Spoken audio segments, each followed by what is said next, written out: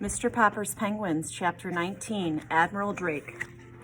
So, Mr. Popper, with Captain Cook, Greta, Columbus, Louisa, Nelson, Jenny, Magellan, Adelina, Scott, Isabella, Ferdinand, and Victoria, was bundled into the patrol wagon and hustled off to the police station.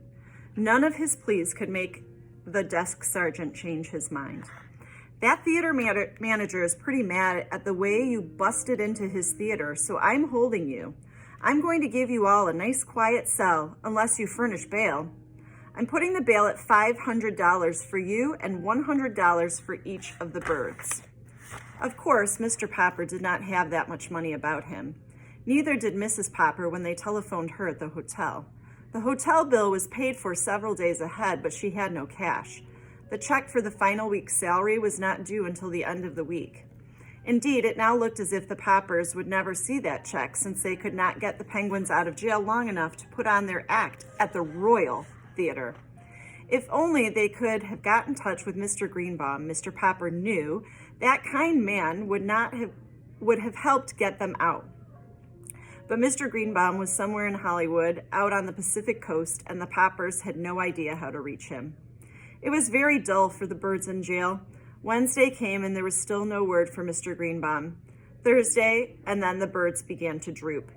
It was soon apparent that the lack of exercise combined with the heat might prove too much for them. There were no more tricks or merry games. Even the younger birds sat all day in the dismal silence, and Mr. Popper could not cheer them up.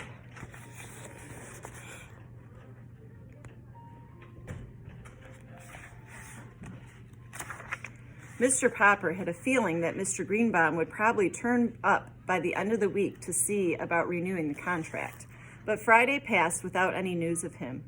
Saturday morning, Mr. Popper got up very early and smoothed his hair. Then he dusted off the Penguins as well as he could, for he wanted everything to look as presentable as possible in case Mr. Greenbaum should show up. About 10 o'clock, there was a sound of footsteps in the corridor and a jingling of keys, and the door of the cell was opened. "You're free, Mr. Popper. There's a friend of yours here." Mr. Popper stepped out into the light with the Penguins. "You're barely in time, Mr. Greenbaum," he was about to say. Then, as his eyes became accustomed to the light, he looked again. It was not Mr. Greenbaum who stood there. It was a great bearded man in a splendid uniform. Smiling, he held out his hand to Mr. Popper. "Mr. Popper," he said, "I'm Admiral Drake." "Admiral Drake!" gasped Mr. Popper. "Not back from the South Pole?"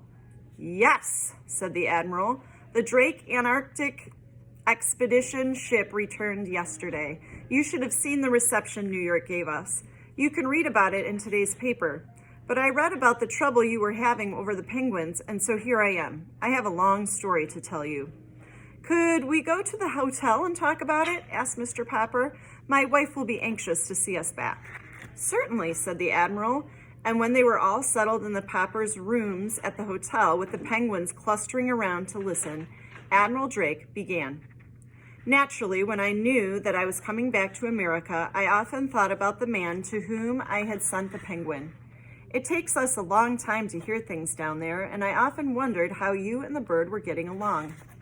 Last night at the mayor's dinner for us, I heard about the wonderful trained penguin act you had been putting on all over the country. This morning I picked up the paper, and the first thing I read was that Mr. Popper and his 12 penguins were still being held in jail. But 12 penguins? Mr. Popper, how on earth?" Then Mr. Popper told how Greta had arrived to keep Captain Cook from being lonely, and how the little penguins had grown, and how the clever little band had saved the day for the Poppers when things looked bad. "It's amazing," said Admiral Drake. "I've seen a lot of penguins in my time, but never such educated ones as these. It certainly shows what patience and training can do. But now, to get to my real point, Mr. Popper, you probably know that I have explored the North Pole as well as the South Pole."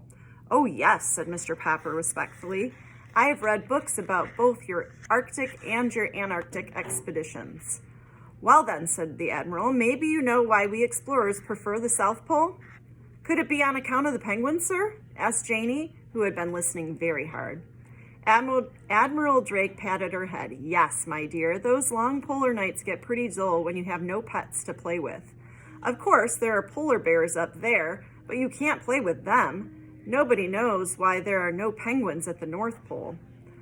For a long time, the United States government has been wanting me to lead an expedition up there for the purpose of establishing a breed of penguins. I must come to the point, Mr. Popper.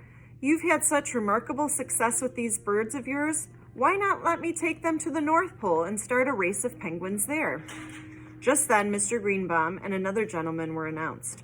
They shook hands all around and were introduced to the Admiral. Well, Popper, said Mr. Greenbaum, too bad about that mix-up over the theaters, but never mind. Here's Mr. Klein, who owns the Colossal Film Company. He's going to make your fortune. You'll be a poor man no longer, Mr. Popper. Poor, said Mr. Popper. I'm not poor.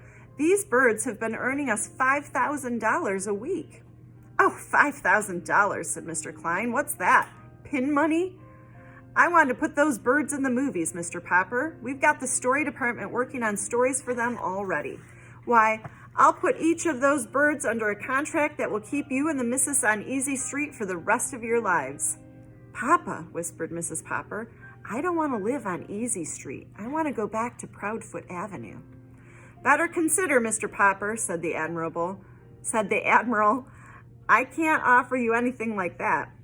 You say those men at the North Pole get lonely because there are no penguins? Asked Mr. Popper. Very lonely, said the Admiral. But if there are penguins up there, mightn't the polar bears eat them? Oh, ordinary penguins, yes, said the Admiral judiciously, but not such highly trained birds as yours, Mr. Popper. They would outwit any polar bear, I'd guess. It was now Mr. Klein's turn to speak. In every moving picture house in America, little children would have the pleasure of seeing movies acted by the Popper performing penguins, he said. Of course, if we succeeded in establishing the breed at the North Pole, said the Admiral, the name might have to be changed a little. I imagine that hundreds of years from now, scientists would be calling them the Popper Arctic penguins. Mr. Popper was silent for a moment. Gentlemen, he said, I want to thank you both. I will give you my decision tomorrow. And we will have to wait for his decision until tomorrow.